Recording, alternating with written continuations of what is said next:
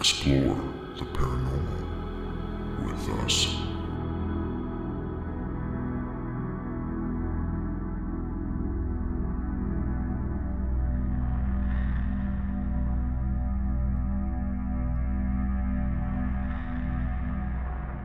Welcome to the Necromancer Live Show. This stream will begin in time. Thank you for your patience. Grab a drink, sit back, and explore the paranormal with us.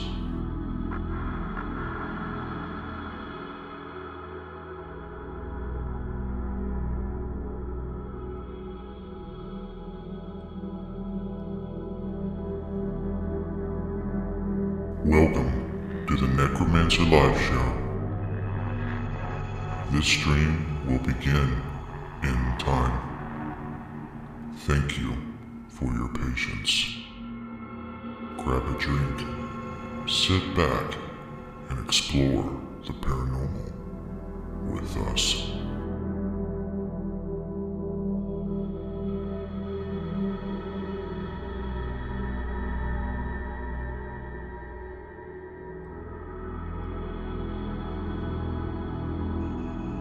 Welcome to the Necromancer Live Show. This stream will begin in time. Thank you for your patience. Grab a drink, sit back, and explore the paranormal with us.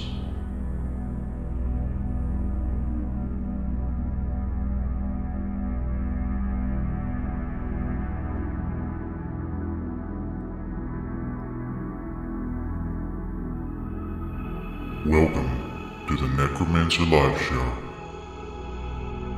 This stream will begin in time. Thank you for your patience. Grab a drink, sit back, and explore the paranormal with us.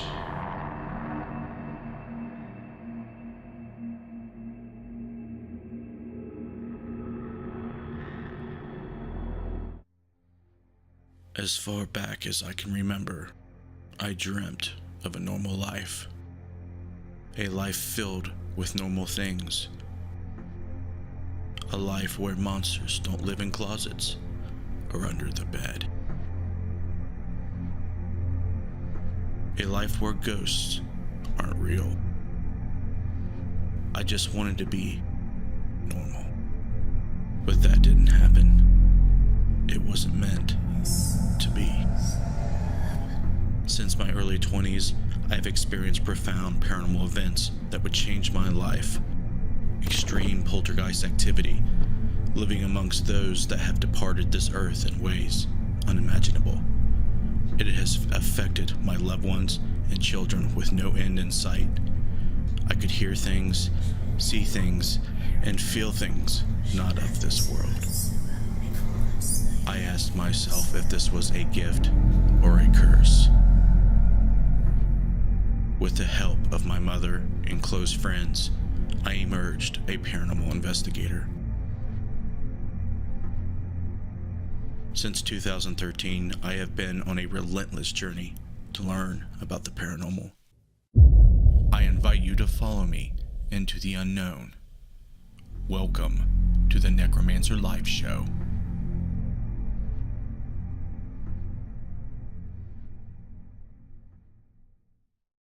Hello and welcome to the Necromancer Live Show. I'm your host, Justin Brown.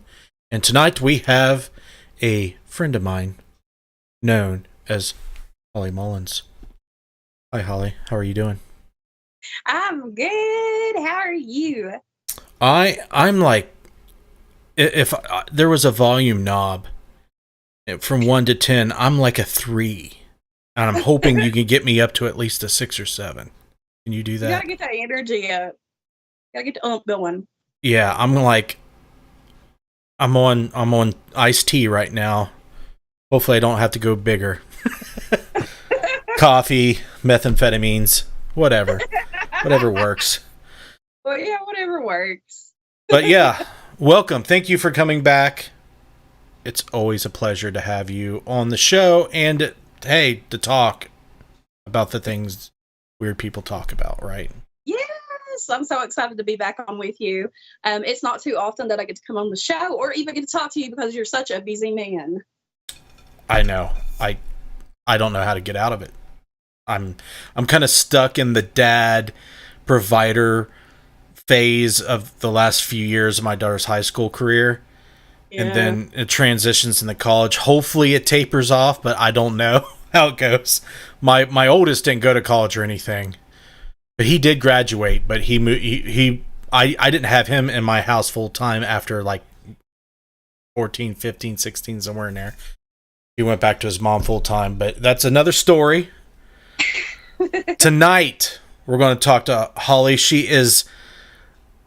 has labels. Okay, we'll let herself label herself. Okay, she is known as a psychic. She is known as an energy healer. She is a very straightforward, blunt, down-to-earth person. No bullshit. I'm going to set you up like that right now. But before we get into the whole what happened to me and why do I do shit, let's catch up. I haven't talked to you for a while. What's been going on? What the hell are you doing? Okay, right now? So what I'm doing, right now, I am sitting here in the sanctuary talking to this crazy guy. No, totally been immersing myself into Appalachian spiritual retreats, which I do with my business partner and spiritual partner, Dallas. We're working on that, working on a lot of projects behind scenes, working on some research that we're doing with the consciousness, which is exciting. It's a lot of stuff that spirit gives you to work on that we tend to ignore through our spiritual path. So when you sit down to actually give over and let go and start working on these things, it becomes a whole project on its own, and you can easily get lost in it sometimes. Mm-hmm. Tell me about it. Mm-hmm. So, I was reading your bio on Facebook. Something caught my eye. I think it says Ancient One. Yeah. I want to talk about that. What do you mean by that? Okay. So cool. You're the first one to ask me about this. Along my path with spirituality, like everybody on their spiritual path will know this, is that you're always evolving. You're evolving because as you allow yourself to be more open to information and connecting with higher being, spirit, whatever you want to call it, you start to know more about yourself, and you find your origins of self as a sense. I started getting really drawn into the ancient civilization. I think that's the last time we actually talked. I was talking to you about aliens and like the connection of this, and that. It wasn't normal. It wasn't normal at all. No. See, no, I'm not normal. Let's just put that out there right now. I may seem normal, but I'm not. But that's just the way my brain works. And especially on the spiritual aspect of it, it's just spirit will bring it to me. And it's almost like, I don't know if you guys have ever seen The Librarian, but the girl who has the ability to like really like get deep into mathematics and everything. So she puts out this like computer in front of her, but it's not a computer, it's just in her mind, and she's sitting there and she's evaluating everything. That's where I feel like I'm at in my life right now in my spirituality. But the Ancient One it goes back to my in-depth meditations and spiritual growth with spirit, being able to dive into the origins of the soul. And by that I mean that not just this lifetime, but just an origin of family that you kind of long for. Because if you sit and talk with people, you'll hear them say that I don't feel like I'm from here, or I feel like I'm longing for a place that is not here on this earth. And it's because it's somewhere that is not here. The things that's happened to me, I'm always that person that takes everything with a grain of salt. So my experiences that I have, I take that with 100%. Resonating with me, and you can't deny that when you have that trust in spirit. And so I've interacted with other beings. I've interacted with other people who have witnessed the same thing. An ancient one is someone who holds knowledge, much of the sense of a native ancient, and I mean native on a bigger scale than just an earthly plane of races. It is people who hold this knowledge and are able to access that knowledge to help this human race to be able to grow and to be able to heal. It's just, there's so much passion in that, and there's so much knowledge in that, that I know without a doubt that I'm part of something bigger, as many of us are. A lot of us are. Most of us are. We just need to remember who we are. So being an ancient one is part of my shamanic path. And being an ancient one is passing on the knowledge of what I access to other people who are open to receiving the information spiritually. Okay, so I have interviewed a fair share, over 100 people that range from ghost hunters, researchers, whether it be scientific or just knowledge-based, they just like, they're sponges, parapsychologists, psychics, mediums, everything, that skeptics, everything that I could possibly imagine. So it's rare that I meet someone who vibrates on the frequency that you kind of described there. So there's three things that I want to touch on what you said, because I want to kind of get into this with you, and it's cool that, you know, the viewers can kind of listen in on this, because I feel like this aspect of metaphysics is not super defined. You know, it's hard to describe to people who don't know, that aren't in the know, as we're going to say. And it's not like we're better than anyone. It's just we're so fucking weird. We're fucking, you know, snowflake fairy people. Okay. Native. All right. The native aspect, a lot of people associate with indigenous peoples and areas. The spirit family from which my mother connects with, and that I connect with, is interesting, because they look like indigenous. They, you know, spirits are highly morphic. They appear, they can shift whatever form. They can kind of come across however, you can perceive them however. It's cool, because you actually somewhat control how they're communicating and working with you. So if they feel like you're wanting to work with them on that level, that's how they appear to you. But it's almost like a council of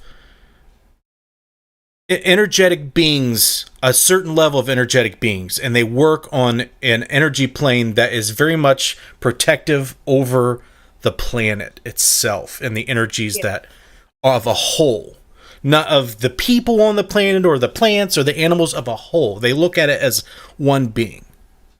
Okay. And that's where and that's when you say native, that's how I feel what you're saying. It's the one planet being. Mother Earth. Yes. Old soul. Old soul. One. Very old soul. And it's weird. And it's weird coming out and speaking about this. I've had to go through the parts of myself where I feel judged, or I feel like people are going to look at me like I'm crazy. Healed that part of myself, because you realize that it's vital. It's vital for us to be able to step into that power, and it's vital for us to carry on the traditions, and to be able to way show. It's showing people the way to healing yourself, to remembering who you truly are, because that's ultimately why we are here, is to remember who we are and to raise that vibrational plane. When I talked to Justin, you know, I called you up one night, and of course, you know, I was like, okay, what about this, and this? Because I don't get to connect with very many people who truly understand what I'm saying. And so I realized that in the paranormal aspect of it, and even in the spiritual field, because people have this whole idea of what spirituality is, they still don't get it because of spiritual blindness. So when you put a cap on your ability of learning, your capability of learning, then you can't see past what you've allowed yourself to be capped off with. So when you keep yourself open to those energies, and like you just said, you was raised in it, your mother actually, you come in with a more open-minded family to be able to grow and understand things. I didn't. I had to go at it the opposite way, but to be able to sit down and speak with someone who understands it, and you vibe, and like Justin was saying, you vibe with these people, and as you mature spiritually, you understand that these people are so much more of your tribe people than you'll ever think of someone to be, because we go through these levels of ascension where we have friendships that pass, we have family that pass. We may not have them in our life all the time, but then there's these people that truly understand who you are. And even when you're fumbling over your words and you're trying to speak your truth about all this information that you have channeled, that you have tapped into, this knowledge, it's like, well, where does it come from?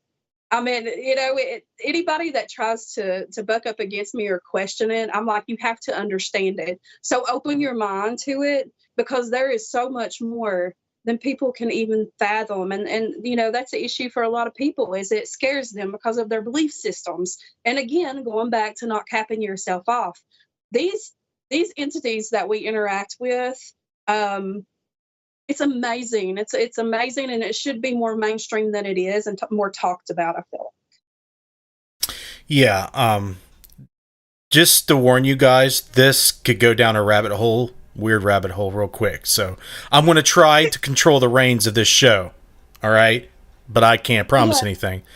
We'll try to shift gear. We'll try to get the full spectrum of gears here, Holly. But I wanted to hit on, so people understand what we're talking about.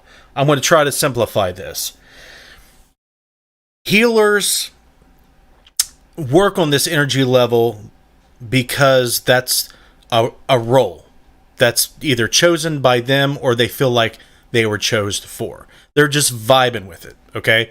They feel that's their jam. They feel that's what they're put on this earth to do. And what I've seen most of the time is these kind of people that take on these roles are healers. A lot of them vibrate with that right brain female aspect, that I have come to understand, because understanding the feminine and masculine energies within men and women both having is a key to unlocking your full potential as, as a spiritual practitioner, but as a human being. But, that's kind of what, we're saying, we're trying to look after ourselves, our friends, our loved ones, the earth, everything. It's all this energy field that's interconnected. And if one thing's fucked up, it could fuck everything up. Well, it goes back to I'm you, you are me. The things that you see in me that you don't like are things that you need to heal in yourself. So, as a whole, I know it's very hard for people to understand and fathom. But if you go back to the ancient civilizations, anybody that is watching on here and is really into the ancient civilizations, which I never thought that I would find myself going down that hole. And I never thought that I would be going down, the UFO hole and how the entities interact with the UFOs. And there's so many different avenues that can go down. But I'm going to focus on this ancient civilization, because the ancient civilizations all will tell the same stories, but in different ways, right? So think about the gods that they interacted with. So if you listen to their stories and all the different ancient civilization history left that people can decipher or whatever, you will see how they all link together. And then you get deeper into the bigger things like the Palladian system. People talk about star seeds and things like that. I'm an open book. I'm open to anything, because that is who I am. I'm open to anything that spirit lays at my feet to try to understand, or people outside of spirit who says, have you heard about this? Well, the thing about it is we get labels on everything. It's easier for us to define things if we have labels on things. And I discovered in myself that I didn't need labels. Again, I didn't need to cap myself off with like, hey, I'm Holly, I'm a healer, and that's all I'm ever going to be. because that is not innately what we are supposed to be doing here. It's supposed to be growing. People who tapped into this knowledge, going back to the ancient civilization, it's all one. It all comes together. The story is laid out for us, but you have to see it from the conscious side of it.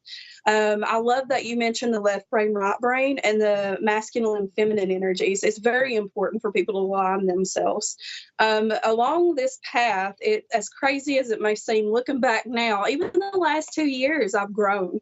And seen things from a different perspective that Spirit has taught me. And it is helping people get through their traumas. And I know people like to throw that out in the spiritual field a lot, and shadow work and things like that. And people's like, whatever. It's the truth. It's 100% the truth. It's all about healing yourself and your traumas and your generational traumas, your past life traumas, and becoming who we need to be to understand it on a bigger scale, I guess. Right. And I'll kind of sum this up before we shift gears is the old soul and the memory that goes beyond your life to kind of, to define this ancient one label. Okay. So why do people feel like old souls? Is because we're all interconnected, not with our own lineage, but everyone else's that web out and branch out that, somehow one way or another, whether we understand it or not, kind of spin this web of who we are and what we're going to do.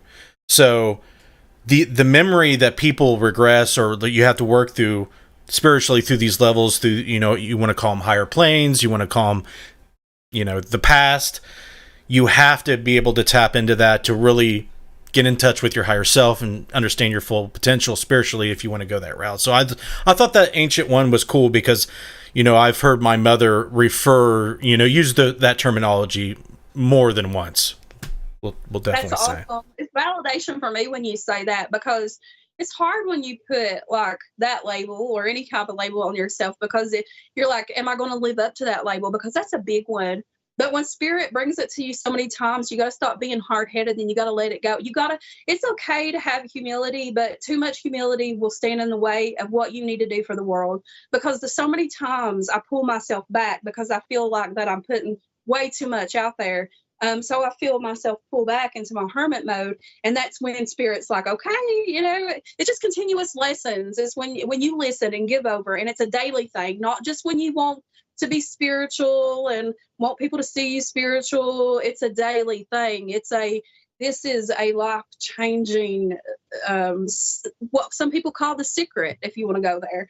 It is tapping into these resources and healing your ego and knowing that you can call yourself out on your own shit without your own ego blocking that. It's the ultimate healing to where you can really break down yourself and be able to understand why you are the way that you work and what you can do to overcome that. Yeah, we could definitely talk about this longer, but if you do want to hear a lot about these lessons and what we're talking about, definitely follow Holly, because the stuff that I've seen that she's put out there addresses this frequently, I would say. So you are a healer. First, let's have Missy, before we get into that, let's have Missy shout out everybody. If you have any questions, if you guys don't know anything about Holly and want her to kind of give you an origin, let me know. But I feel like a lot of people that I'm seeing know Holly. But let's see who we got in the chat, Missy, if you will. Antonio, I have Christy Brown, I have Gina Rutledge, I have let me see, I have Brenda Dembski, I have Gina Rutledge. Don't know if I said that one before. Tammy Melton, Josh Bender, Eddie Pence, Darren Smith, Becky, Holly DiMaggio, and Heath Edwards is on YouTube. Yay. Yes, let me know in the chat if you don't know Holly and you want to know more about her, because I want to kind of go into the healing part of it. Do you feel that you have periods of time where you feel like you're very capable of healing multiple clients? You can do it for a good while, a prolonged period, or do you feel like you have lulls where you have to kind of step back, recharge, and maybe even like mega lulls to where you feel like there's like a quarter of the damn year you can't do anything? Like, kind of explain, because I think a lot of people just feel like, oh, I email Holly, she gives me a reading, she cures my cancer, we have a good day, you know, like, you know what I mean? Like, it's not like keep it real. Like, what's the real healer that is Holly Mullins? So the real healer that is Holly Mullins is that no bullshit that you mentioned in the beginning of this show. It is getting people who get around me automatically are very comfortable with me. So things coming out of their mouth that they typically wouldn't share with other people. And I love that. I absolutely love that, because it lets me know that, you know, I can really help these people in certain ways. So there's different types and arrays of my healings that I do. But I just encompass it with a healer, because it's just too much. I'm not going to go down my bio and put every little single thing I do. I just try to encompass it. Being a healer to me is helping people and teaching people how to, first and foremost, heal themselves energetically, clearing their own auras, clearing their own chakras, using energy. Not many people will do this, but I actually teach people how to start channeling energy when they have a session with me. So depending on what kind of reading or session it is, for instance, like my shamanic healing sessions, I will go in wherever spirit leads me. I will clear out their energy systems, and I will lay hands on where I feel I need to. And laying hands on is how I help with physical ailments. And it's not so much of healing that physical ailment, but moving everything out of the way so it can heal on its own. That is the misconception that is out there. I'm not going to say that I haven't had moments where I have healed people and I have cured them of something, because it has happened. It is very rare. So if that's in spirit's way, if that's the way that it needs to be, then it will be. But it's a lot of energy expelled. You're right. So when I do sessions, I try to keep them contained to a certain amount. By appointments only, and I do take breaks in between, not a half a year or a year, because working with energy, if you don't truly understand how to put your boundaries up, it can really, really drain you. Either way, you're going to get drained. If you're a reader or whatever you are, paranormal investigator, whatever it is, you're going to get drained afterwards, because you are using that energy. We are quieting the mind, right? So we are putting out that consciousness, and then our energy body don't know how to react. So going off topic a minute, if you are someone who meditates frequently and you have had channels, whether the channels be through spirit, other entities, ghosts, you have this energy tolerance, and it can be built up over time. So if you don't practice very often, it's the worst it gets over time. And the more that you practice, the more that you build up that energy. So basically what I'm saying is as long as you keep yourself at a amount to know your limits, and not overdo your limits, but know that you do need to step back and take time for yourself to recharge yourself. Because people will get into this and they're automatically want to go out guns going, and they want to heal everybody. They want to touch everybody in some way or form. And maybe it's for money, maybe whatever reason. That's not how I roll. But, it does expel a lot of energy, and people should be very careful with that, because not only are you expelling energy, you're putting yourself in other people's energy fields. You got to know how to handle attachments. And by attachments, I mean, that can be another subject to topic, because there's many different types. There's energy attachments, there's spirit attachments, there is all kinds of attachments that you have to deal with and know about, especially on a shamanic path. You're looking at different types of things. You don't know what you're really going into when you open yourself up for these healings. So you have to be really careful about it. Yeah. That would be the only thing that I would see getting guidance on, is how to kind of, not train is a horrible word, but give guidance to people to how to not absorb in unneeded energy. Exactly.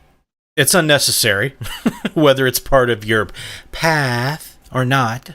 It's unnecessary because one reason would be unnecessary for me, for example, would be wife and kids.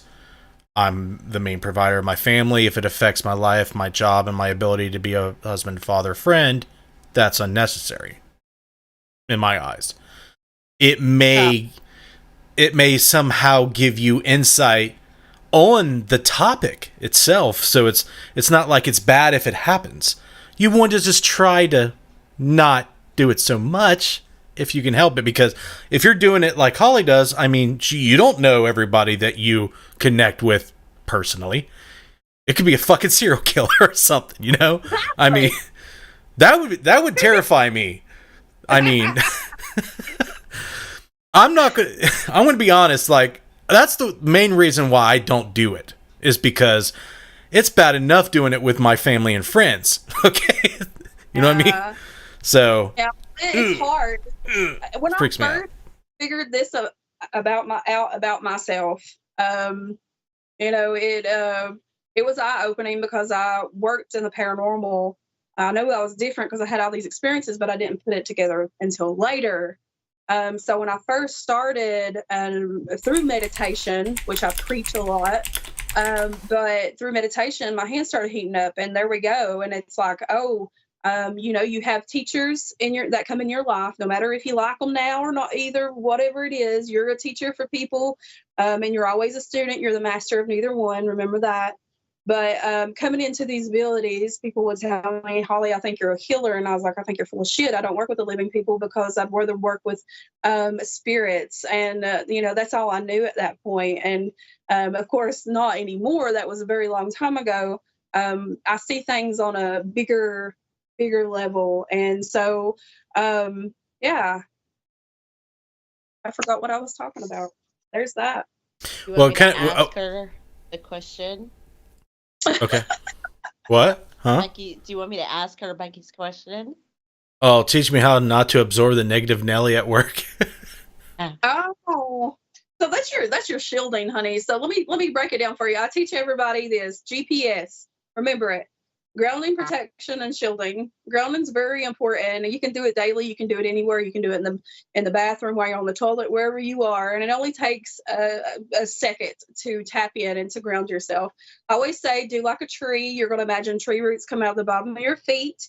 You're going to start pushing that energy down from your crown chakra. So you're going to energetically push that down throughout your system and give it to Mother Earth. Mother Earth is all converting and all healing. So grounding helps with anxiety. It helps with if you're in a investigation, or if you're just, you know, having a bad day, then you can just, at the end of the day, press those down and give them to Mother Earth and just clear yourself. Shielding is very important. All of us are natural shielders from the beginning of birth. However, we go through things in life that teach us either to pull that shield back or to broaden that shield to bring more people in.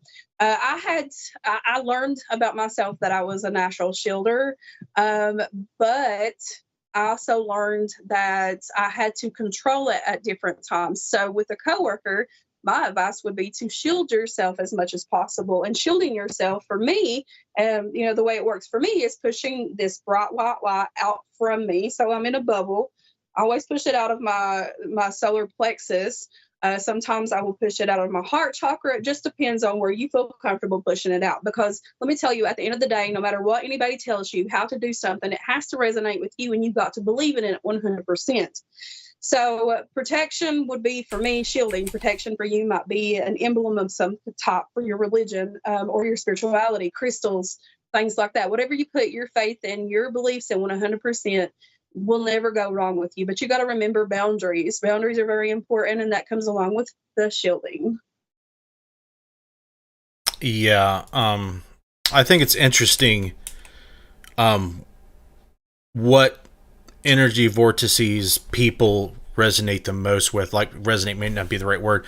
Some of them operate on higher levels than most, Like it's kind of like each one has their certain aspect of what they do with the body and with the vibratory side. I feel like mine is throat to heart, and but the hands too.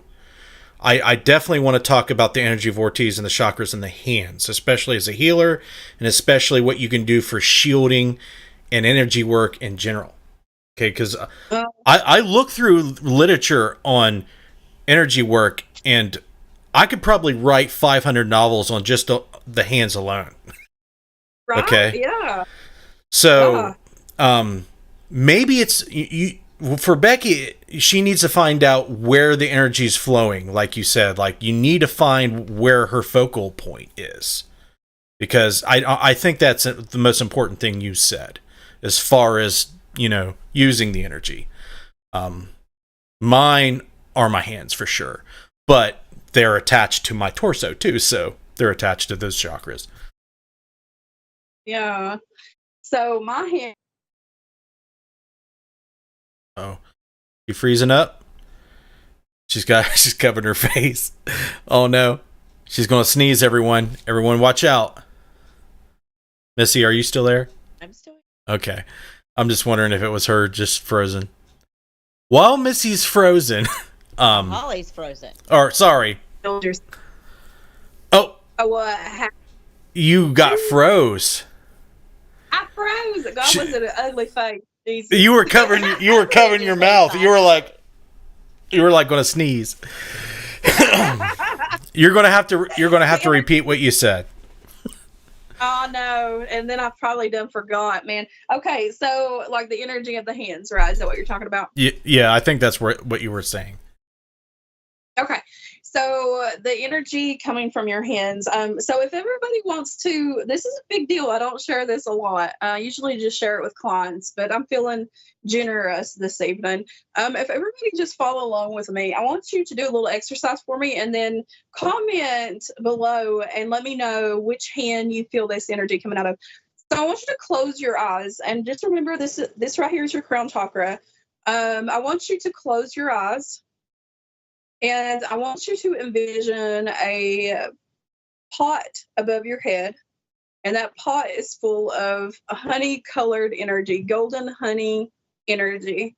And that energy is pouring through your crown chakra. So it takes imagination, folks.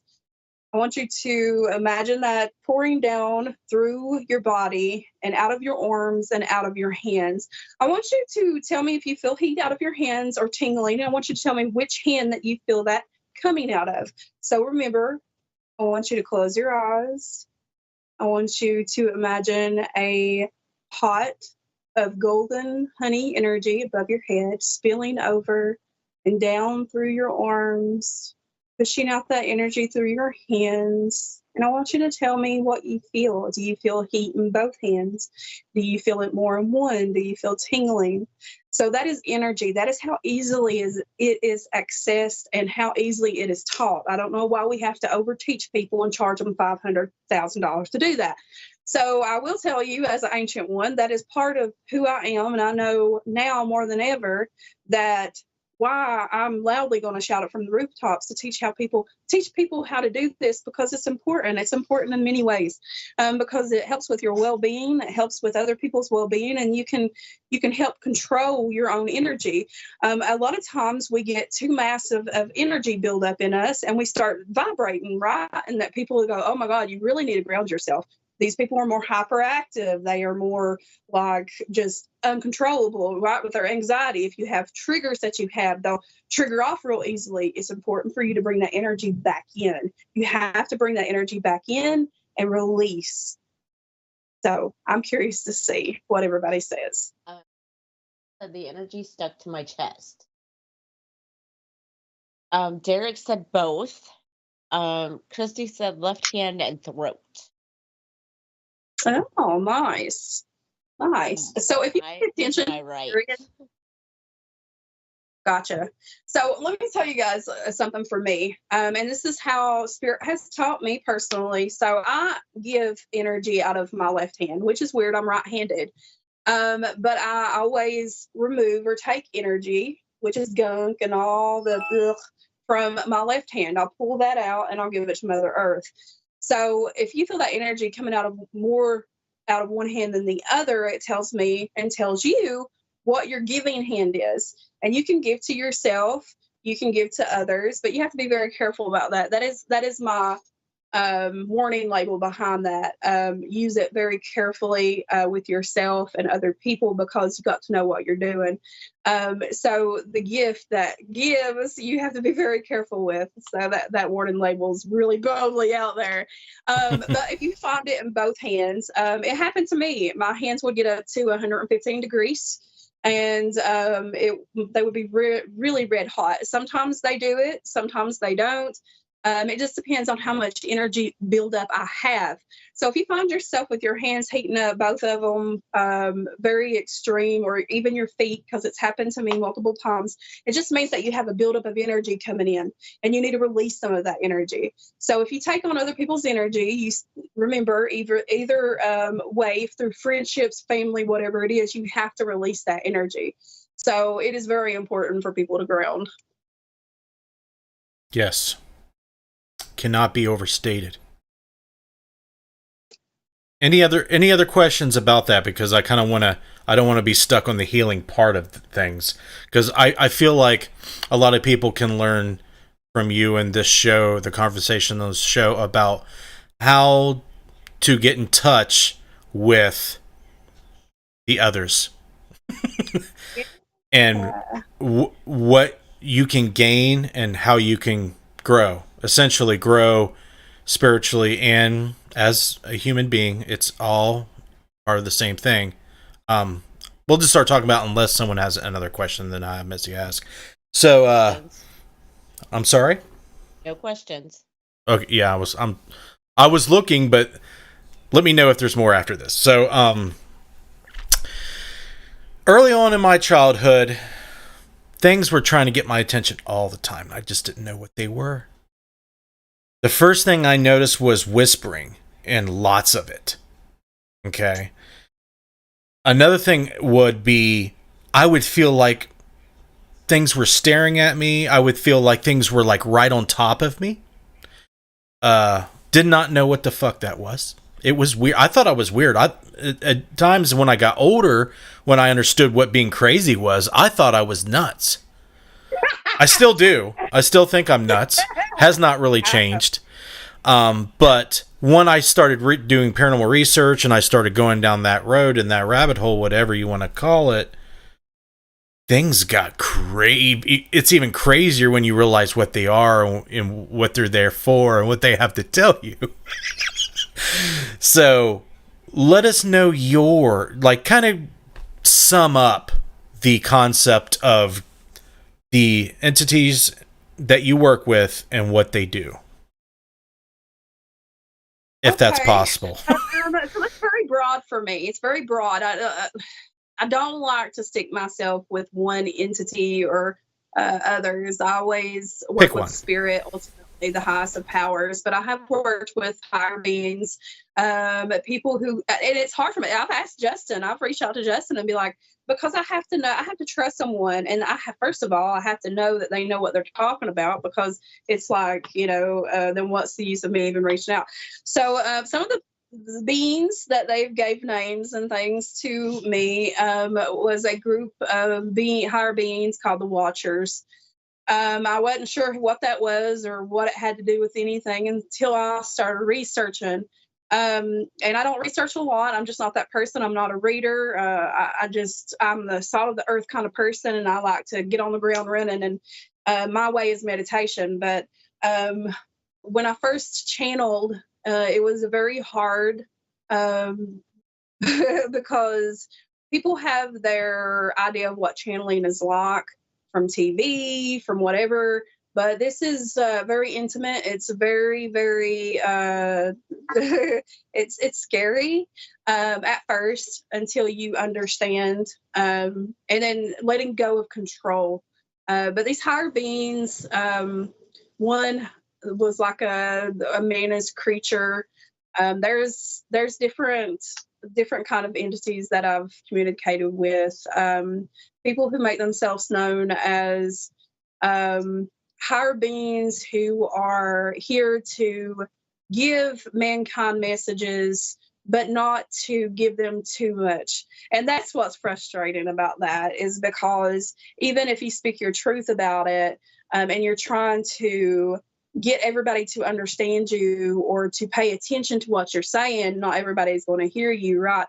And it's only people like, how Justin talks about vibing with me and understanding, because he has knowledge that I don't have. And it's not that, I'm not capable of learning it. It's just because I've never went out and searched for it. And he has it because he was taught it.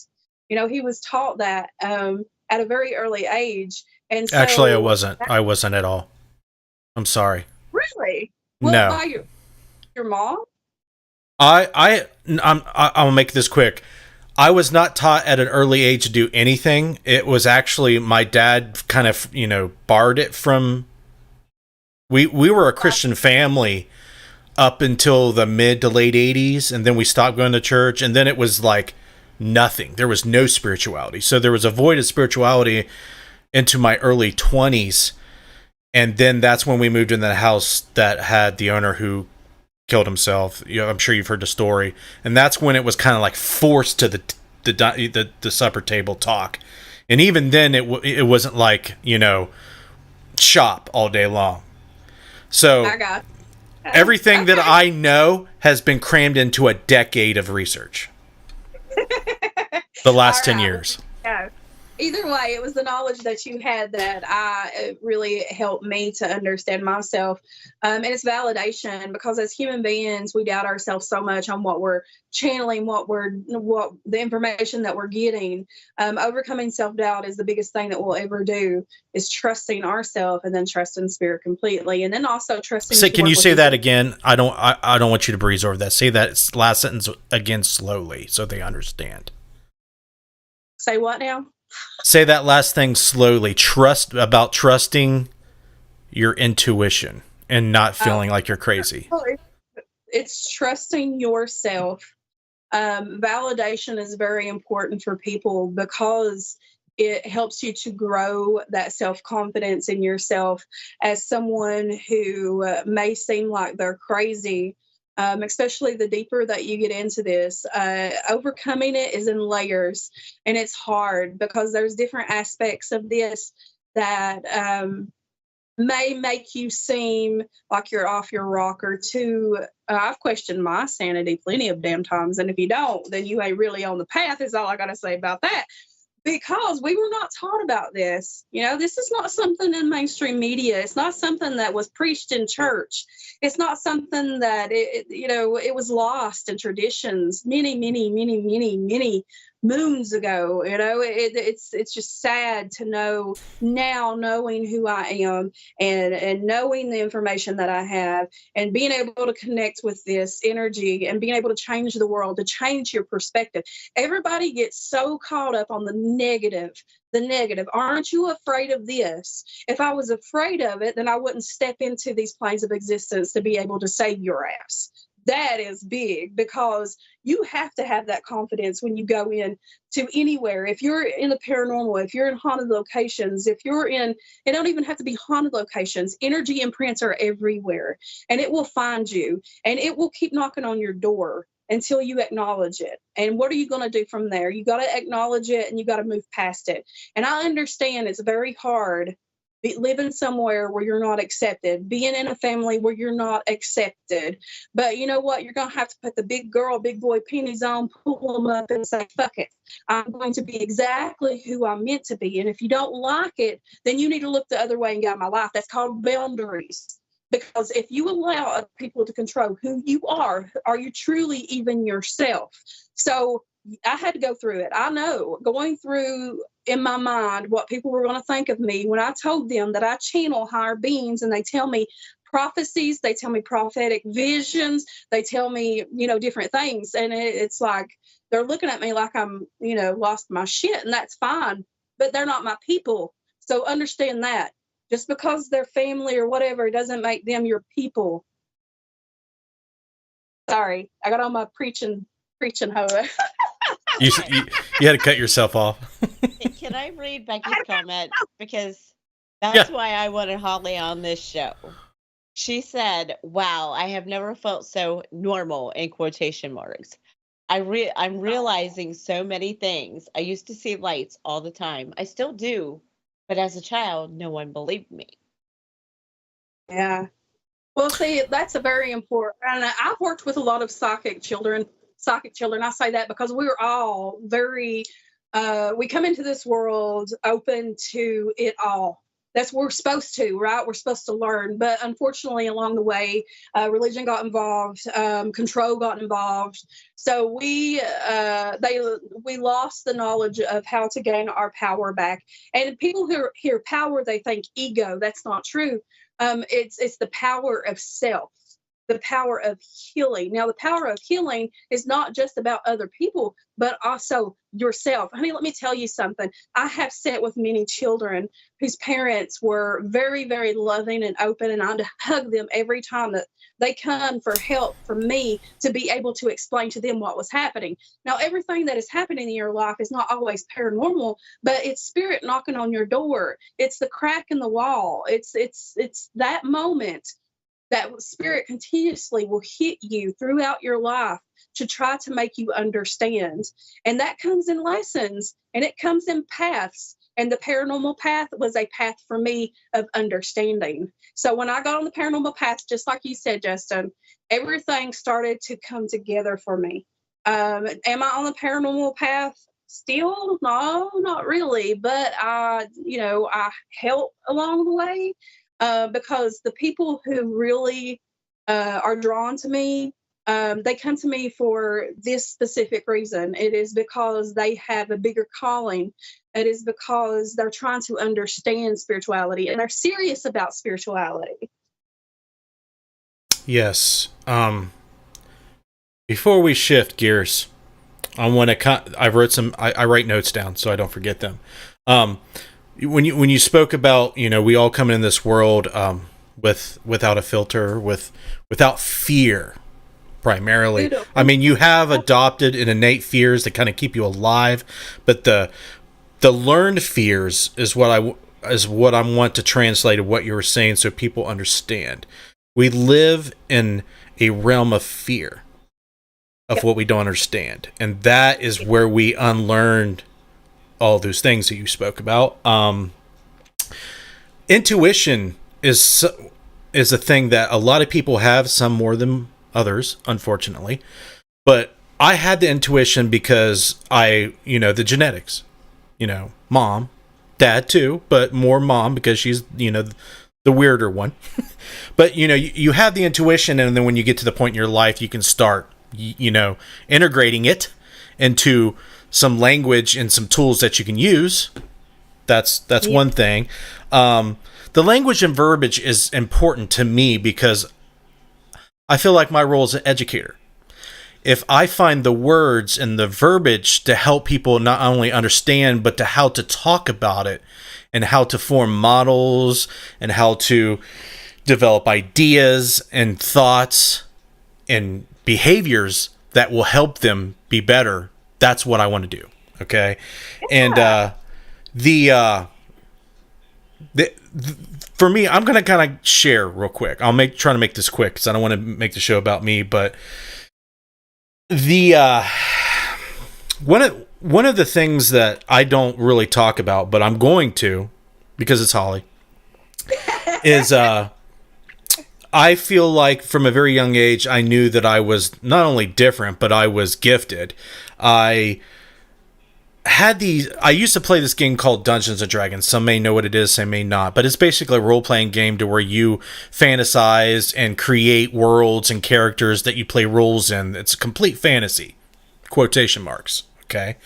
So I tended to play roles of witches and warlocks and, maybe the darker side of things. But there was this one character that I thought was a complete creation in my head, but my mom started talking about this entity that she was connected to, or maybe was in a past life. They other entities called the Destroyer. So when she started talking about this entity, I started freaking out because there was this character in a game that I played decades ago that wasn't called the Destroyer, but he was known as the Destroyer because he was a watcher. Okay, one of the archangels that was left. This is like years and years and years in the future, where this universe was in peril. All the angels had fallen except for the one remaining last archangel in the storyline. And he had decided to fall and become one of the Watchers because he was alone. He was the only one. He's seen all the other, his brothers and sisters who fell in love, had children, and chose to fall. And but he knew that if he was the last one, he would be the last line of defense than anything that would come in and try to screw up, wage war on that dimension. So, trying to speed this up here. So he basically met this guy who told him about these alien AI beings that were going to come into this plane through this portal that only opens up once. And when they do, they come in and destroy everything, devour all the energy, and take it for their own. And it's not like they just stick a straw in our universe and suck it dry. It's like worse than any hell you can imagine. Okay, to say that. So in order for him to gain enough power to fight against this thing, you basically have to fight fire with fire. So he had to fall to earth, fall in love, have children, and then go to hell, kill his children, and store the souls of their energy into this weapon that he was forging in hell to fight the alien AI. And that's why the film studio that I work out of is called Shadow Forge Studio, because Shadow Forge was the name of this hell forge where they forged the weapon. And he was the Destroyer. And I feel like these entities were afraid of this being because he was the one who killed the major arc bad guy that was coming to kill everyone. So that's why they all bowed to the Destroyer. And I thought that was crazy. I thought it was something that I dreamt up in this storyline that in a game I used to play. But everything she would say was like so detailed to what I thought I imagined. And the moral of the story is, when you flirt with creativity and imagination, it's not just made up shit. There is a realm or an energy field that it operates on that is not just imagination. It's manifesting somewhere, somehow, and it means something to you personally and to others. Now, what makes me different from your average Joe? I'm not tooting my horn here, but I am responsible for these energies that manifest in these realms more so than most. Okay? I didn't choose this shit. I just accept it. Okay? And I mean, I just thought that was interesting because you said that, you need to not be afraid to know who you are, to realize what your own potential and powers are, and to face scrutiny, to face bullies, to face judgment. Because, yeah, there's crazy people out there, but there's a fringe of what's crazy and what's imagination. There's a gray area that I don't understand fully. I think a good representation, which is cool that you mentioned D&D, because what I was going to say, that people that don't know what D&D is, if you watch Stranger Things, then you know. But what I want to say about that, because you brought up a subject for me, is that in D&D you had the other world, what they call it, the shoot, I don't even know, but anyway, talk about the other planes, the astral plane. Yeah, the lower vibrational plane that was the same setup as where they were. So the lower vibrational plane of existence. So it's really cool when people realize that the imagination that we have been taught, especially as children, that was our imagination, does not,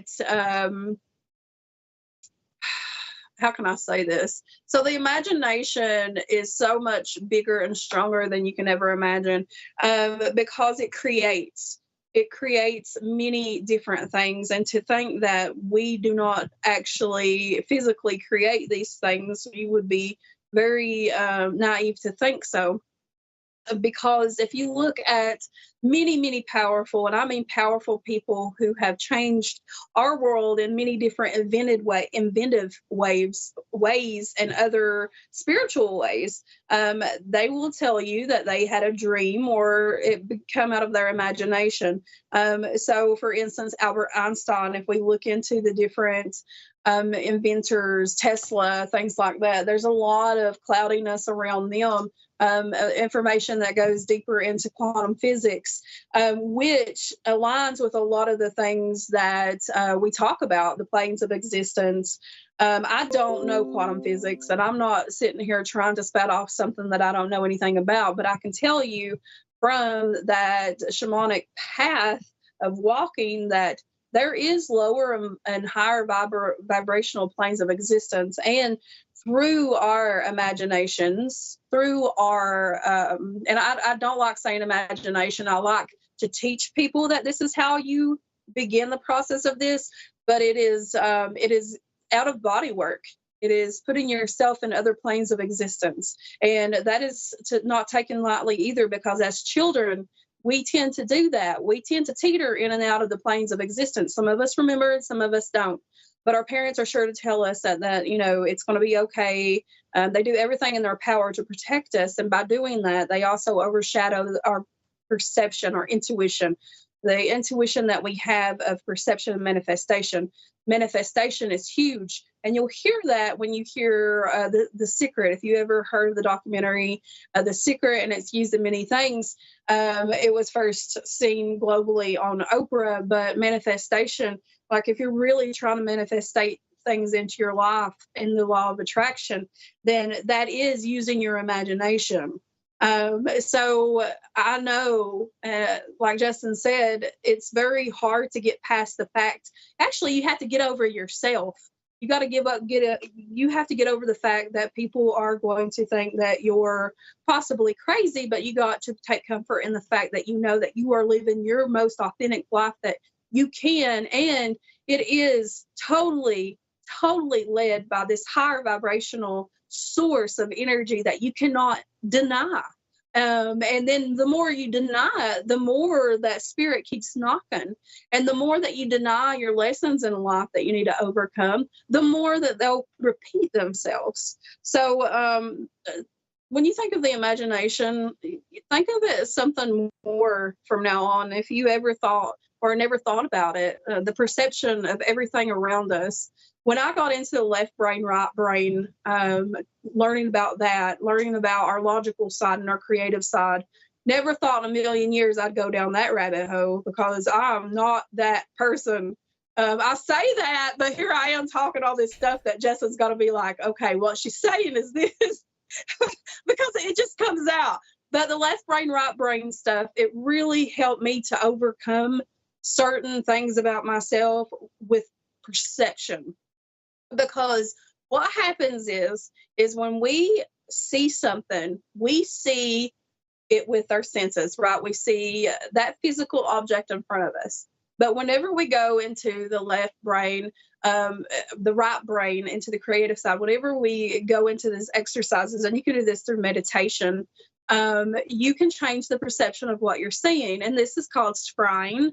And many people do it and they don't realize what they're doing is they're accessing their left brain, right brain, and they're exercising manifestation and that perception. It goes deep, but I mean, it's amazing. It blows my mind that people aren't talking about this like every day, like on the Today Show. People, I mean, shit, put me up there with Oprah. We going That's not part of the agenda, Holly.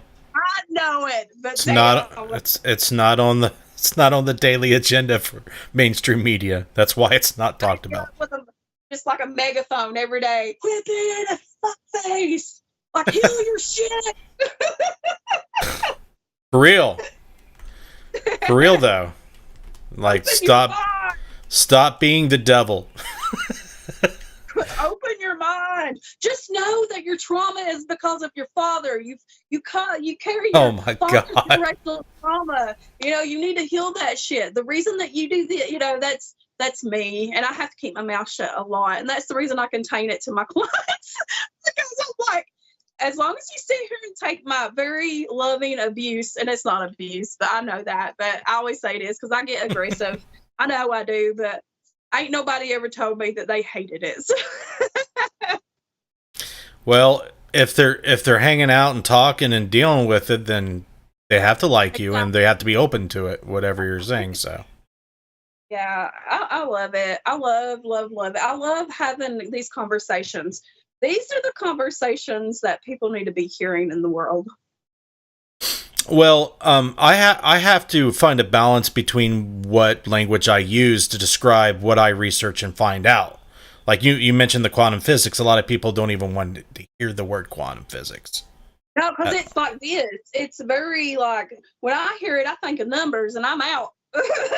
I am out. Except for when you start getting these healing codes from these higher beings when you're channeled and they tell you, hey, like, what am I supposed to do with this? That's when I actually contacted you about that, like Einstein, about his theories, because I got these numbers and I found out that these are healing numbers and you can write them onto your body. You can write them down wherever you want to, but they were a divine healing code and a DNA reconstruction code. And what do you do with that information? I am a holler hippie from Little Town, Virginia. And it's sometimes it feels like me against the world, but I'm gonna keep on doing it because my tribe people are around me. I feel them, and it's a beautiful thing. What's becoming out of all this, of the little Holly that was like, what is my purpose? The little Holly that didn't believe in myself all the way, but it overcome a lot of things. So when I sit with people, I let them know that I'm no better than you. I'm not superior to anyone. This is what you are capable of being yourself. And not everybody wants to take that and use it for the greater good. They want to use it for power. And I'm sitting here to tell you today that you can try to do that. But Spirit's not going to allow it. Spirit will never allow someone to get that knowledge and be able to use it in a wrong way for self. No? Okay. That was it. That was it. Well, there are people out there with very bad intentions, and they do acquire knowledge that does harm on others. And there are people out there that are constantly striving to not only fuck up the world, but permeate this reality with fear, pain, suffering. And that pisses me off. You know what? It used to piss me off too, but then I realized that's not my problem. That's not why I'm here. I'm not here to focus on the negative. And trust me, I got heated. I'd be like, I don't understand these people because I have been tested so much in my life. Let me tell you something. With almost all my life, I have always been in the middle of something, and I'm always the fingers are always pointed at me, and then they take what they want from me, and then I had to realize what boundaries were, and then all that fun shit, but and to understand that some people, they love your lot and they want to be a part of what you're doing, but they want to be above you, not beside you. They think that it's empowering, and it is. Don't get me wrong, it's empowering, but it can consume you. And by that is what Justin was talking about, the control. So why would we want everyone to be awakened? Why? Why would them people want everyone to be awakened? Because then a lot of stuff wouldn't be like it is. And that's the whole goal, I believe. I know everything within me, that I know where our future is, and I've seen it, and Spirit has shown me, and I know it for myself. And you have to take a lot of leaps of faith and trust in Spirit, and know that this is where my future is, and this is where I'm supposed to do, and I'm going to stay in this lane, and I'm not going to let lower vibrational shit drag me down. Because what we're seeing right now, because y'all know stuff has changed so much in the last 3 years, it's ridiculous. Like, as a child, as a teenager, I never would imagine some of the things that are happening in our world today. But then you realize that the facade is coming down, that everything has to have a balance, right? And it's not that we shouldn't have darkness around us. It's just that we have to know how to balance it. We have darkness and light in us, but we have to balance it. And that's part of, again, healing. And healing on a mass scale means if you heal yourself, then you're healing us. So as a collective, it's not you. We want to think, because we're so good-hearted and we want to heal and help everybody, we think encompassing. We want to help everybody and we want to take on all this shit, but we can't. We can only control us, right? So in healing myself, I heal you. And that's something to think about. It don't become about me anymore. It becomes about us, the collective. So that is where I work from, the highest of good that you can come from. And if I encounter that nasty behavior, I do not participate in it. I used to put myself in the shittiest situations because I don't think of myself as being better than anybody else. But by God, I know I had a bigger light than a lot of people that I put myself around, and I would contain and put myself in a box for other people. And that's what we do. When people like us, who innately has always had this goodness in them, we put ourselves in a box because everything in your life throughout your lifetime has made you feel like that you need to water yourself down. Now, when you heal that part of yourself, I'm coming out, world. Here I am. I'm boisterous. I'm loud. I'm not the little Holly that you used to know. Or, you heal them parts of yourself, and then you speak your truth, and then you love yourself. You love yourself unconditionally. And that is very important on this path, is loving yourself, because, again, healing yourself, loving yourself, then you can project that out for everybody else to feel and be inspired by. So I've had to overcome body issues with my weight. I've had to overcome and every human is overcoming what is not in social standards, what society has said, what is okay and what is not okay, what you should look like, what you shouldn't look like, what you should be like as a woman, what you shouldn't be like as a woman. You have to heal a lot of things, and it comes in layers. So remember this: when you're dealing with negativity, it's best to put yourself out of that situation. It is to back up from it, put boundaries up. And as far as everything that's going on here, remove yourself from it. I don't watch the news. I don't engage in politics. And of course, when someone says they're spiritual and they're engaging in any of that, I take a little eye roll. I ain't gonna lie, because anybody who is walking a truly spiritual life knows it's about so much more than just this physical bullshit that we're being fed. And that is to keep your power from being seen by yourself. Sorry, I'm preaching again. Hey, if I had problems with what you said, I wouldn't have you on. So, question. If you lost all the weight you think you should lose, do you think that you would be happier?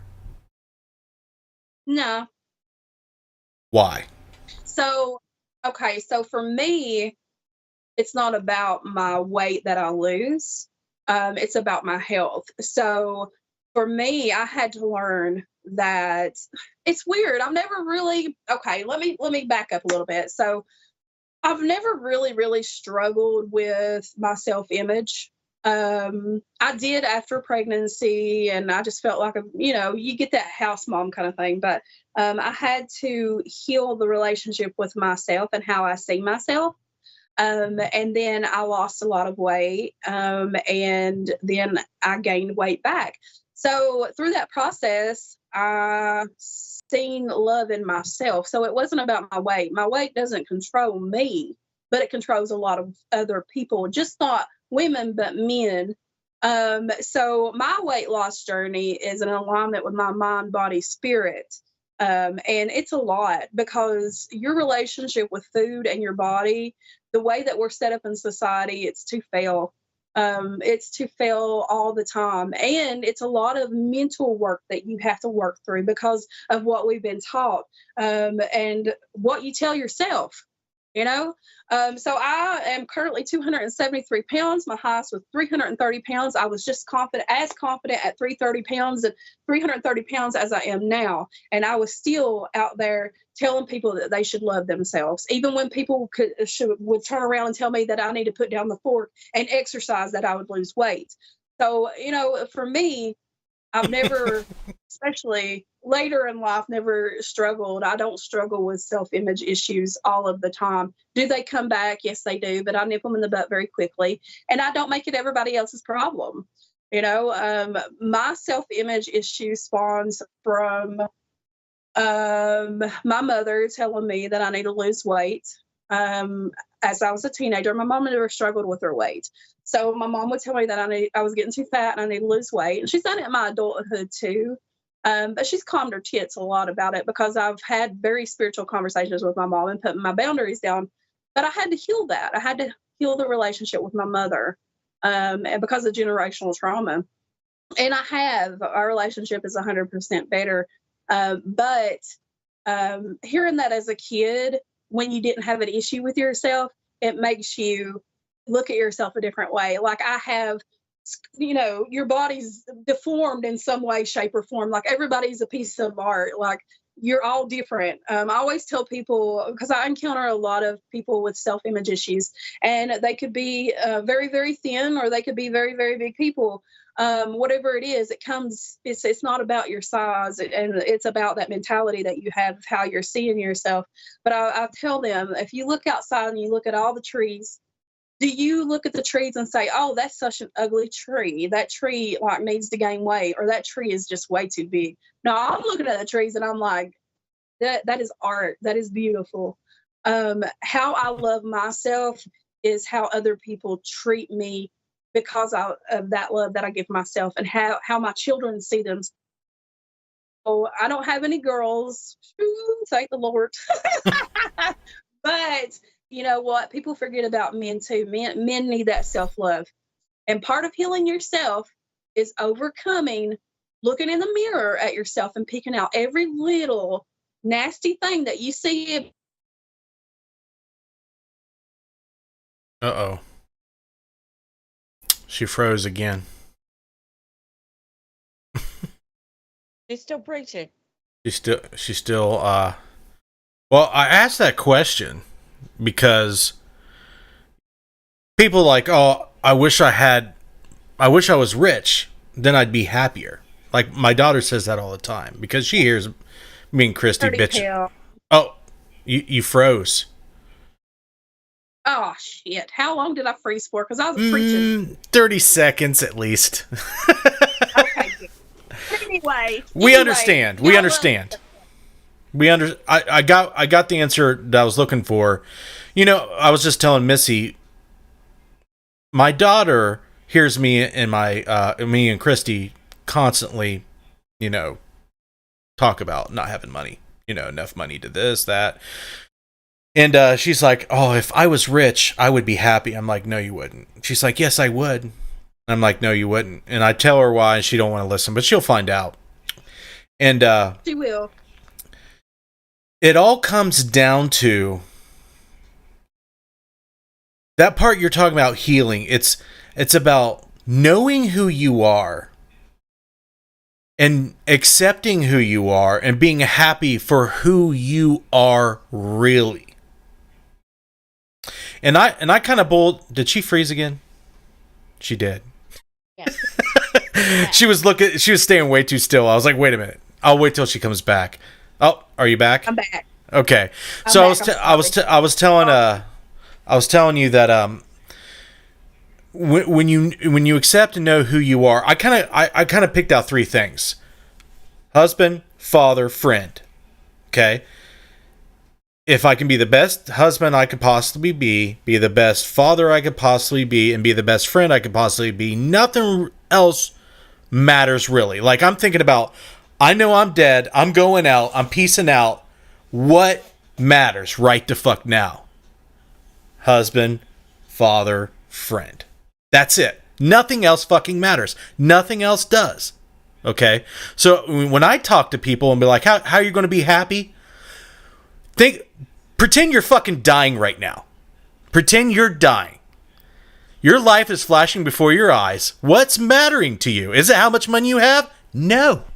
Yeah, it's nice to know that your kids are taken care of if you're a millionaire, but it's even nicer to know that they can take care of themselves because you're such a good father. You know what I'm saying? Yeah. So I tell people, if the things that you boil down in your life and that you take a look at and examine when you're going to the next level, what is those things? And if you can find out what those things are, do those things the best you can and be happy about how you did those things. And the only real way to be happy about those things is be very ever present about them all the time. I mean, and it's also being present with yourself. We forget about self so many times. I guess because it's been called selfish. And especially the masculine energy, they're known not to be very vocal about their feelings and emotions. So the guys usually suppress it more. And the feminine, we know we don't have any problems. Most of us anyway. But, you can't forget about yourself. And let me tell you a little story about me. I don't work a full-time job. I used to. And then I started having anxiety attacks, which I never suffered from before in my life. And I was starting to hate my job. And I was starting to really feel that pull to be off grid, that pull to be in a community, that pull to not be controlled by money, and that pull not to be controlled by other people. So a lot of people look at my lifestyle as very extreme. My kids, my boys, like I have I have a 19-year-old about to be 20, Jonah's 16-year-old going on 50, and then there's Kanan who's 18. So all my boys are almost completely grown, and they have never grown up in a home where we have been financially well off. And let me tell you, I don't regret that at all, because my daddy is still working, and he works his hind end off. He comes home and works his hind end off. And, the thing about my dad is he will spread himself thin, and he will work for all this stuff that he's always wanted in his life. Like, they have stuff, but that stuff at the end of the day. And, Dad was always there to tell me that if you have a dream, that dream is always there to be achieved. You don't dream it for a reason, but he would never chase it.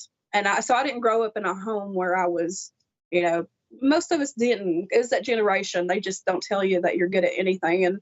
And they don't really push you into being the best version of yourself, because they was never taught how to do that for themselves. So they work themselves to death to be financially abundant. And then at the end of their lifespan, they've worked themselves to death. Their body is broken. And to me, that is not the life that I want to live. And that's not the life that I want my children to live. But I do want them to get out there, and I want them to thrive, and I want them to learn their lessons. Now, Jonah, which is my 16-year-old, came to me earlier, like 2 weeks ago, and he said, Mom, I'm really looking forward to Christmas. And he said, it is not because of presents. And mind you, my boys don't get much, because I practice. Even if I had a bunch of money, I would not even go there with them, because that's not what I believe in. But anyway, he said, it's not because of the presents, it's because of the way it feels. I said, you mean the spirit? And he said, yeah. And so that was my proud mother moment. I got to put that out there. But they strive for wanting to be, wanting a lot of money. And I tell them that's not going to make you happy. And one day you'll understand. So. Oh, no. You froze again. And The most richness that you will ever have in your life is the richness in here and your soul points. And I always say that whenever I touch someone's life in any way, or someone touches my life, it's God, don't you feel rich? Don't you feel this like fulfillment inside of yourself? That's what I want my boys to know, that I've raised them to be good people with good morals, and to be what you want to be, but not let money rule your life. Because just be who you want to be and be happy with it. We've all been put into this of what we're supposed to be, and you're supposed to get up every morning and go to work, and you're supposed to never have time for yourself. You're overstressed. You have a lack of sleep to pay your bills so you can have stuff, and you can be unhappy for all your life. But you're never going to tell nobody that, because you don't want to make anybody feel bad, because you got to be a supporter of your family, and you got to be the person that everybody thinks that you have to be. But at the end of the day, who are you to yourself? Exactly. I question that. Exactly. And everybody's going to be a little bit different. You really can't just copy paste what someone else does and kind of apply it to you. But when I said those three things, I wanted that to be an example for someone, like what matters to the person at the end of your road. You know what I'm saying? Like that kind of forces you to have a perspective on what really matters. And when you know what really matters to you, work on what really matters to you. Like, is it really money? It shouldn't. If it is, I would hope that it isn't. Is it, notoriety, all these other things that you think might be important, or unfortunately, in my opinion, not. And it's not. It's not important. And the habits we get into, the depression, the behavioral habits we get into that constantly knock us down. It's like a rut we can't get out of. I play mind tricks on myself, and it works for me. Like, I look at the silver lining, and I look at, I force myself to look at things like, why am I not happy? I'm surrounded by $1,000 of all this shit I claim to love and like. I have a happy marriage. I have fantastic kids. I have a good job that supports all that. What the fuck is my problem?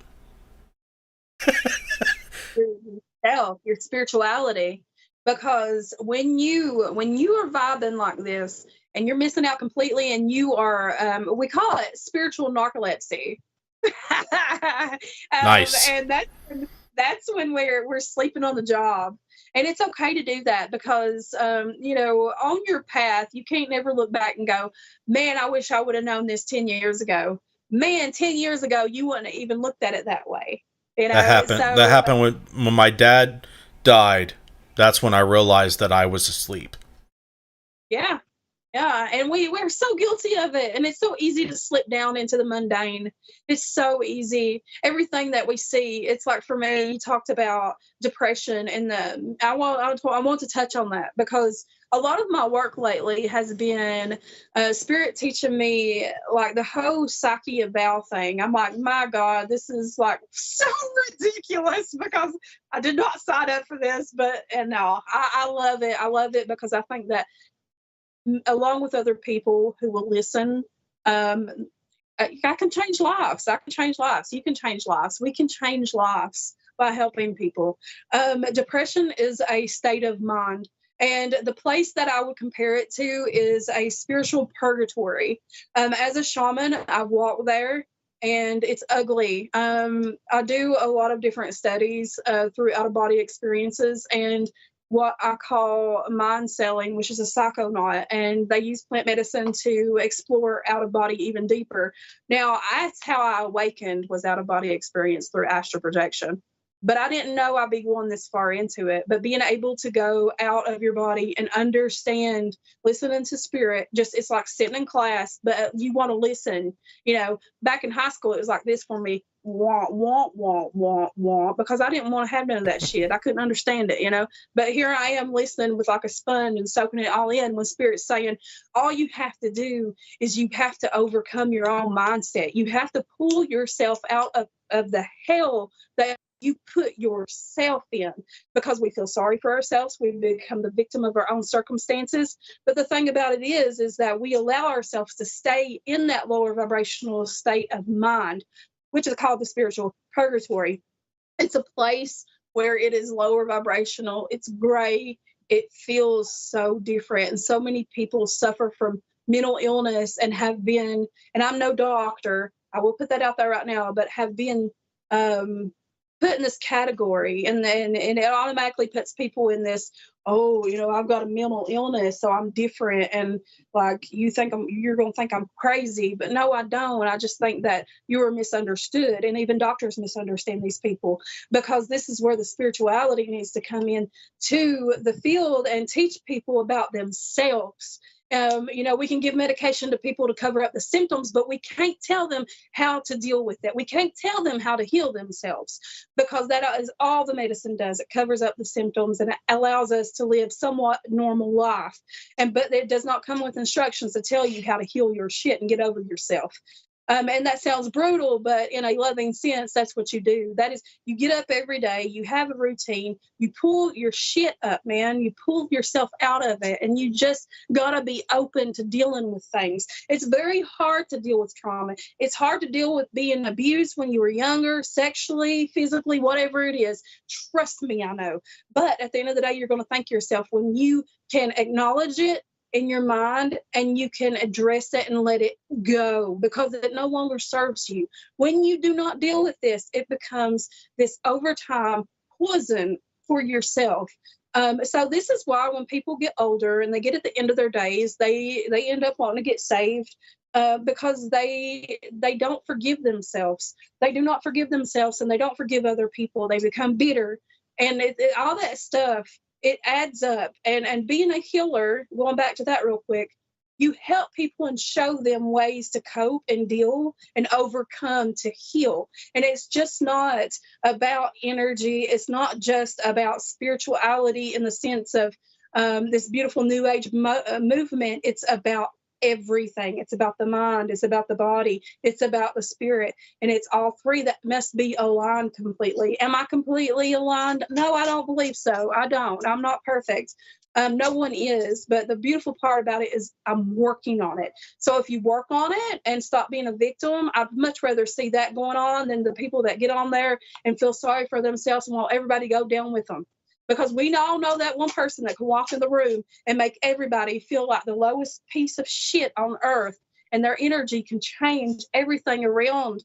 And it's just, no matter what you tell this person, or no matter how much you try to help a person, until they're ready to heal themselves, then you're just wasting your energy. Really, honestly, you're wasting your energy. But I think people need to know more and be educated more on the spiritual aspect of the mind, body, and soul, and get them to understand it. For me, I dumb everything down, so sometimes it comes out maybe like, I don't know, real stupid. But you know, I just try to really tell people and teach people how I was taught, and how I understand things is more hands-on. And it's not from reading things, and you know, that's just how I work. But there's my other rant. There's Preacher Holly right there.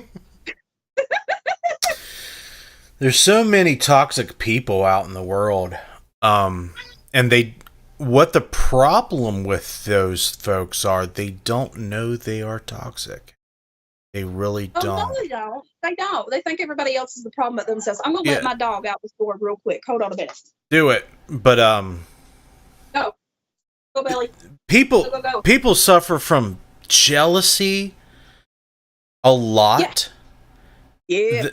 I see that way more than I think should be in existence. Yeah, well, it's a part of them. What it is that we want so badly. I've encountered this a lot. We want so badly to shine like other people, that instead of embracing ourselves and understanding ourselves to become that, We just tend to be jealous.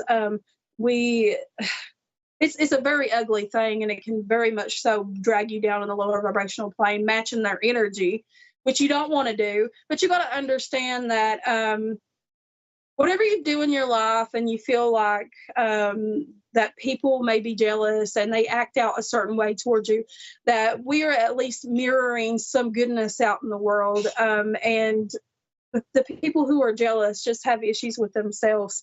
I cannot work with people like that. I can't work with people with ego. And we talked before the show. It's like you just walk in the room with me, even if you're getting a reading. If you're cocky, then I will put you in your place, and it's to bring you down with me, because where I am is humility.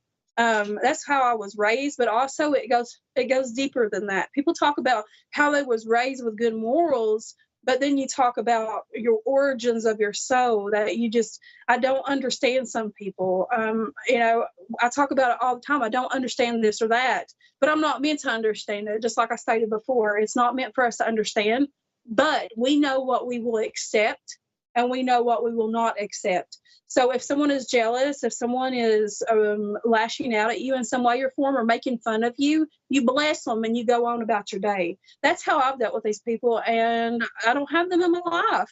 Nobody ever, if someone attacks me, I bless them and move on with the day, because that's the best thing that you could ever do for someone. And keep on being you, authentically you. Mm-hmm. Gina says, couldn't agree with you more, Holly. Money cannot buy that. That was what you were speaking about earlier. She also said, I think a lot of times people look for spirit to rescue and carry them instead of walk beside them and give them strength to pick themselves up and make the choice to take back their power. Choice is the key word. Yep. My wife says, agree. They think they are in the right and they never do anything wrong. They hate themselves and everyone around them and are just living a sad life that they choose. Choice, key word. And Derek Schreiner comes in. People suffer from fucking stupid. It's a virus. Whatever you want to call it, it's called not dealing with your shit. Unless as ugly, like the ugly faces that we see, and God, Lord knows we've seen some ugly faces, right? But you have to really stand back and know that these people are they are what I call young spirits, young souls, people who have many lessons to learn. And just like, it's talking about the old souls, it's people who have lived many lives and learned many lessons. And so in this one, we still have to learn lessons too, but it's just different. I've never been a jealous person, so I don't understand jealousy. And I've always uplifted other people, but I see it like it's weird when you get into this, how deep spirit takes you to look at the different kind of psyches of different type of people. So I'm able to sit down in spiritual counseling with people and get them to understand themselves more by putting down their defense mechanism, because this is what happens. People can't sit down and have a truly spiritual conversation without matching each other's energy. So if someone's offended, what happens is they start puffing up, right? Their defense mechanism starts going off and the ego starts going, oh, but they're talking shit about me. It's true, but I don't want them to know because it hurts my feelings. So it comes off that way. It comes off in jealousy. It comes off in bitterness and hatefulness. We all know that person who lives their whole life in bitterness because they refuse to even work on their issues. I have family like that. Yeah, everyone has family like that. I unfortunately, it's maybe. I mean, I find it sad that a lot of people feel lost. A lot of people don't know they're lost, and some people realize that along the way that they're lost and they don't know what to do. And not everyone makes it, but the ones who do make it, they usually come out stronger. They might have scars, but they come out stronger and wiser. And there's a lot of people out there that are lost and they need help. And that does not make them weak. That does not make them inferior. And I think that is important to say because, like we kind of alluded to a few times vaguely, this world is not set up to help out in the most optimal ways. It's actually out to fucking destroy you if you kind of look at it in general. So it kind of forces you to be stressed out all the time. You're almost force-fed a lens that only magnifies the bad and really never the good. And it's really hard because it's dressed and decorated in a way that makes you think that it's all about, proud to be an American. Life is so fucking great, yada, yada, yada. But underneath that facade, it's a rotting cesspool of fuck me. Yeah. So they say freedom is safety. As long as you know you're safe and they know you're safe, then they have control over what you're doing. And people really go into conspiracy holes about that. And I know me and Justin both have ours, but it's just to me, I've been through the different avenues of different type of conspiracies, and we could talk about conspiracies a lot. But again, like stated before, in the you can use another word. It doesn't have to be conspiracy. Well, that's all I know is conspiracies. But so what it boils down to is that people need to understand it's about so much bigger than the bullshit that they feed us. And by bullshit, I mean both sides. So I hear people like politically, both sides, this side, that side. It's not about that. It's not about race. It's not about any of that bullshit. It's about a bigger picture. And to hear people, I have met more people in the last 2 years that have come closer to what I believe and resonate with along my path than I have ever in my life. And it's because I've opened myself up to accepting it, because we are in total control of that.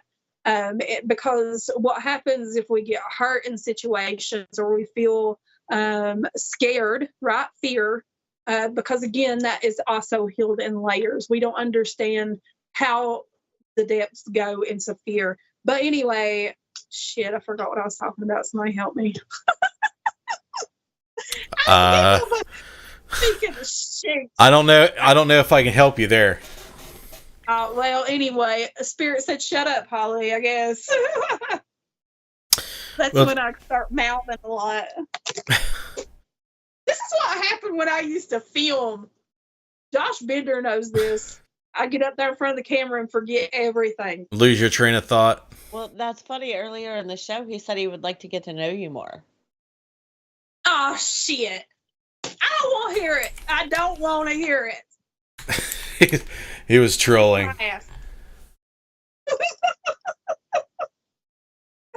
Happy Hanukkah, Josh. So Shannon Morrison, she comments, Maslow's hierarchy of needs, it's hard to advance if basic needs are not being met. And if you look at the pyramid, Maslow's hierarchy of needs pyramid, I guess it's psychology. I think he's a psychologist. I can't remember. But self-actualization is at the top of this pyramid. Achieving one's full potential, including creative activities. That's at the top. But at the lowest is physiological needs: food, water, warmth, rest. The level above is safety, security. And the one above that is belongingness and love needs, intimacy, relationship. And the one above that is esteem needs, prestige and feeling of accomplishment and self-actualization. Can't talk. Achieving one's full potential. So those she's talking about the levels there, I think. But the basic needs are not being met, which I think is at the bottom there: food, water, warmth, rest. I mean, if you're not getting those, you're definitely not getting self-actualization. Well, maybe you do. I don't know. Yeah. Maybe you can bypass. I don't know how that works. I never looked at this pyramid, even though I'm Me a neither. psychology nerd. But a lot of people have interesting ways to kind of break down, the mind and how they True. perceive. And Yeah. I have the most roundabout, screwed up, probably dysfunctional way of how I look at it now. But everybody's Hey, got their own jam, right? Well, yeah, I mean, it's your perception, right? So you may look at something and perceive it as something totally different than me. You got to think of it that way. Everybody has different ways of perceiving things. And what I found, basically, probably what everybody else does, I'm not going to say everybody else, but a lot of people probably do, is they kind of go with the flow. They're more reactive than proactive. So Yeah.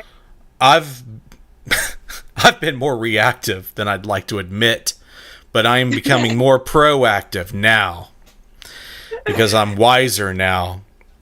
Yeah. I guess once we get into your 40s, you have to turn the corner and start. It ain't got nothing to do about age now. Let's not even go there. Well, it could be coincidence, but I feel like there was like a shift in, who I was and where I thought I should put my priorities as far as self-sacrifice. Because me being a husband and a father, a man has to come to the terms of you have to just grin and bear it for a period of time and do what you feel like you need to do because it's right. And you go back and forth with, well, this is what society has conformed us to do and blah, yada, yada. It's like, well, you got to look at the system, but you got to look at basic, essential things. Like if you procreate with another human being, produce offspring in America, at this point in time, you basically got two options. You either bite the bullet and do what you need to do or not. And we've seen what the latter has done. Yeah. We've seen it in full effect for a while. So, I mean, that's what it's so weighing. And I've looked at a lot of the files on psychology of men dealing with that kind of stress of being the constant, pillar of providing for this whole system and what it does. And women are dealing with it too. But I think psychologically it's different for women because they feel more empowered by it than men do because they didn't get used to do that. They were like forced out of that equation. Now they get to go into it. Now they feel empowered. Men's like, take the power. So yeah. Oh, Lord. Listen, my face was stuck. It was awful. But no, yeah, that's what I was touching on earlier too. People don't talk about that. As someone who got pregnant when I was 17 years old and went into a marriage straight out of high school. My God, I felt like I wouldn't take any of my path back, and I'll tell you because it's molded me into the person that I am today. But I also recognize at this point in my life, and with the knowledge that I have been given, is that if you do not make yourself happy, then you can't be the full potential person that you want to be for your children or your wife, your spouse, whoever. And then also too, I don't know. I'm to the point where I don't even believe in marriage anymore unless you go through a really big process of advanced spiritual healing, because growing, I don't know, I could go, that's a whole show right there. But you don't really know each other, you don't know yourself. And I heard that all growing up, and I was like, meh, meh, meh, meh. As a kid, you're like, screw you, I know what I want in life. But you really don't know what you want in life until you understand your spirituality and you understand that you are ever growing, you are always growing, and you are always changing. So in a partner, that's what it should be about. It's not about the man, the woman, a partner. A partnership is where it's supposed to be. Someone that helps you in your moments of weakness, someone who lifts you up, someone who helps you carry the load, even if they can't, be in the position that you are, but help you carry the load.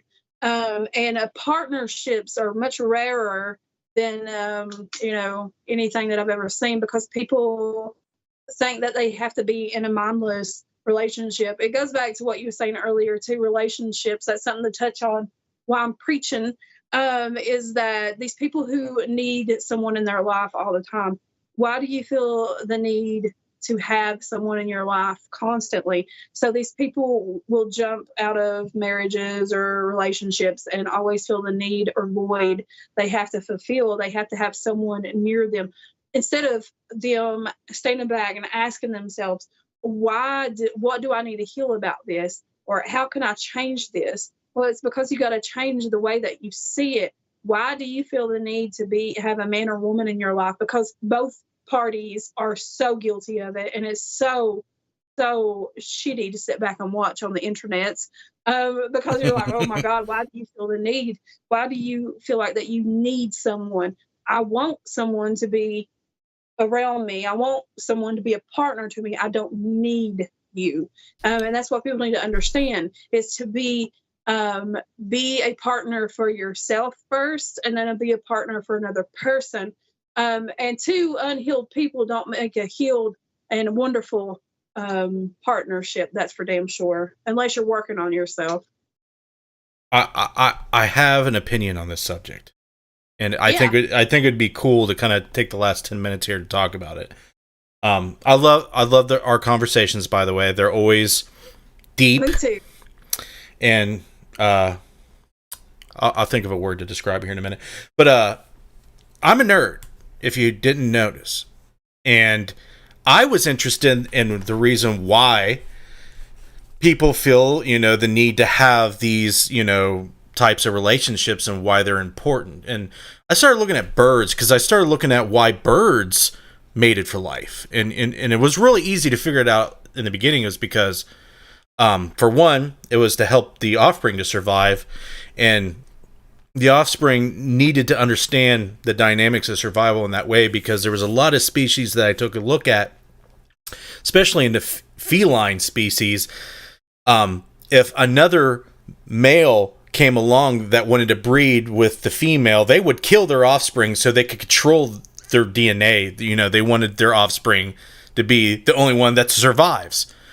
Yeah. That's crazy, but that's a thing. Crazy. So it's cool. It's cool to trace that all the way to our species and what we have done, because we basically adopted the survival. We mated for life because it was easy for the offspring to survive and to become in a social environment, because a lot of birds deal with social environments that are not easily perceived like ours is, but it's a social environment. So in order for the offspring to thrive in this social environment in the way that they evolved to, lifelong partners was ideal.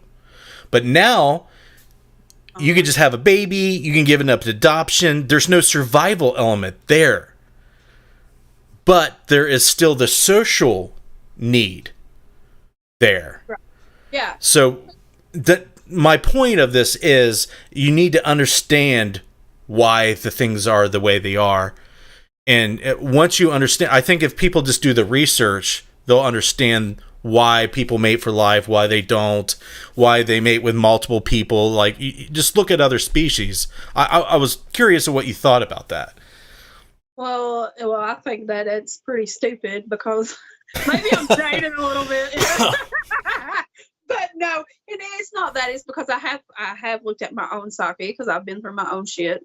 And I've seen other people go through their own shit, and I watch it daily with clients, like people who come to me, and I'm brutally honest with them. Like, why do you feel like you need someone in your life? What are you trying to fulfill within yourself? Because I know in the Appalachians here and all over, we are taught that. I mean, I was married at 17. I had a baby at 18. I was pregnant right out of high school. That's what we do around here. and then you get married, and then you never divorce that person, no matter what, you stay with that person for the kids. And that is a very, very nasty, potent, like, whole trauma in itself. And let me tell you, it's a big trauma to overcome, because you feel guilty for doing something for yourself. You have people who have father issues, who have mother issues, the male and the masculine. It changes your makeup and makes you, do things or act a certain way. It throws your sacral chakra out of alignment, so you seek fulfillment through sex. This is sex addictions, porn addictions, things like that. All this can be healed, but it's pinpointing where the issues come from. And I think that's the bottom line of that. Relationship issues, people who cannot seem to find someone who meets their criteria of what they want in life, is because they don't know what they want in life. So it starts with you. It starts with you as a being, because, again, we are all connected. We are all one, and you need to understand yourself. And I know, everybody gets into love with people, but people fall in love just as quickly, because there is some unhealed traumas that people don't deal with. And it might not seem very feasible for people to do that. But you know what I say, honey? Shack up, find out who they are. And if you want to build a relationship and go further into that, maybe not do a documented paper, but maybe a hand fast. I'm playing. I'm an ordained minister. I can marry you. I'm the worst counselor before. Holly's like, I can marry you, but I don't suggest it. I know. They'd be like, I don't think we should get married. And it's not because you don't love each other. It just means you need to work on your shit. Think about your mama's trauma. Think about your daddy's trauma. They'd be like, you're the worst. I don't want you to marry me. Oh, my God. Yeah, I tell my son, I'm like, he's got a baby. He's not married. And like, my mom and them got mad at me at first, and all that. You carry on all this bullshit trauma from everybody, living up to other people's expectations. But yeah, people, I'm telling you, heal yourself. That's all I got to say. Just work on your shit. Moral of the story is, if you're going to have sex with someone, protect yourself. Saddle it up. You need to realize that you could create another life, and everything that you do from that point will affect it. Connected. Yep. And your relationship with the person that you had sex with, and how, and the whole family matters. Like the development of the child, how they come out. And, Holly really said a lot of things about generational trauma that she did not elaborate on, but you should probably hit her up email her, social media. I'm sure she talks about it on her vlogs and shows that she does, but definitely get with her on that. But it's a real thing. And I've told my daughter, I was like, look, you can be on birth control. You can do everything that you possibly think to not get pregnant. But if you have sex, you could get pregnant. And I just hammer to her every time. Your life will be over. Your life will be over. It will no longer be the Aowen show. Okay? Yeah. So, if doesn't know the Aowen yet. Honey, you can tell her all damn day, but if that's part of her path, she's going to do it, just like me. And that's how we learn. And that's what we got to remember with our children, is to let them go, but know that, we instilled enough into them they're going to be okay. They're going to be okay, especially if you walk that spiritual path. I sit down with my children all the time, and we have very, very open talks.